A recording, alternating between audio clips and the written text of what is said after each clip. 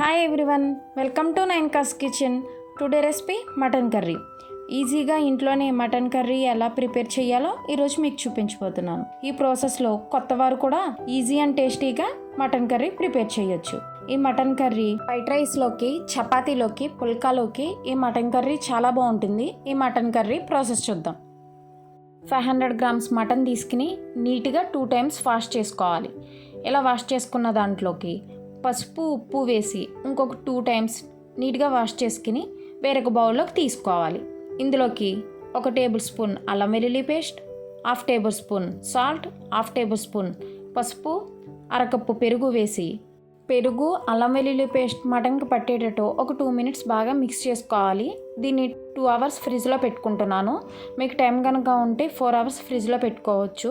నేను ఇందులోకి కారం, గరం మసాలా వేయలేదు, కుక్కర్లో కుక్ చేసుకుంటున్నాను కాబట్టి. మీరు బాండీలో కుక్ చేసుకుంటే ఇందులోకి ఇప్పుడే వేసేసుకోవచ్చు కారం, మసాలా అనేది.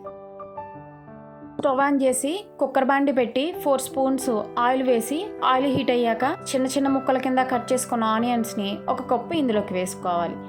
ఇలా వీడియోలో చూపించిన విధంగా కలుపుకుంటూ ఫ్రై చేసుకోవాలి. ఆనియన్స్ అనేవి గోల్డెన్ బ్రౌన్ కలర్ వచ్చేంత వరకు ఫ్రై చేసుకోవాలి. అప్పుడే మటన్ కర్రీ టేస్టీగా ఉంటుంది.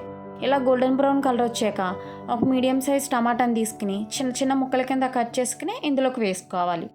టమాటా అనేది ఫ్రై అవ్వాల్సిన అవసరం లేదండి, కొంచెం టమాటా మెత్తబెడితే సరిపోతుంది. ఇలా మెత్తబడిన తర్వాత మనం మ్యారినేట్ చేసుకున్న మటన్ని ఇందులోకి వేసేసుకుని ఫ్రై చేసుకోవాలి.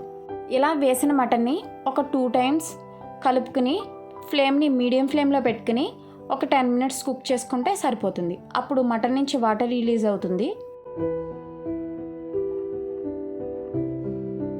చూసారా, మటన్ నుంచి వాటర్ రిలీజ్ అయ్యాయి. ఈ స్టేజ్లో ఒకసారి కలుపుకుని 1 కప్పు వాటర్ పోస్తే మటన్ అనేది స్మూత్గా కుక్ అయిపోతుంది. ఇలా వాటర్ పోసిన తర్వాత కుక్కర్ మూత పెట్టి ఒక 5 విజిల్స్ వేస్తే మటన్ అనేది స్మూత్గా కుక్ అయిపోతుంది. ఇప్పుడు మనం గ్రేవీ ప్రిపేర్ చేసుకుందాము. మిక్సీ జార్లోకి 1 స్పూను గసగసాలు, 2 స్పూన్స్ జీడిపప్పు, 2 యాలకులు వేసి పేస్ట్ లాగా మిక్సీ పట్టుకోవాలి. చూసారా, వీడియోలో చూపించిన విధంగా స్మూత్గా పట్టుకుంటే సరిపోతుంది. విజిల్స్ వచ్చేసాయి. నేను తీసుకున్న మటను లేతగా ఉన్నది కాబట్టి నేను 5 విజిల్స్ వేయించాను. మీరు తీసుకున్నది కొంచెం ముదురుగా ఉంటే ఇంకొక 2 విజిల్స్ వేస్తే సరిపోతుంది.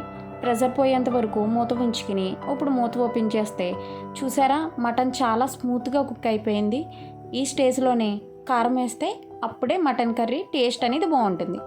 2 స్పూన్స్ కారం, 1 table spoon Kashmiri red chilli powder, ధనియాల పొడి 1/2 టేబుల్ స్పూన్, జీలకర్ర పొడి 1/2 table spoon, garam masala 1/2 table spoon వేసుకుని కారం, మసాలాలో అన్ని పట్టేటట్టు ఒకసారి మిక్స్ చేసుకోవాలి. ఇలా మిక్స్ చేసుకున్న దాంట్లో మనం ప్రిపేర్ చేసుకున్న పేస్ట్ను కూడా ఇందులోకి వేసుకోవాలి.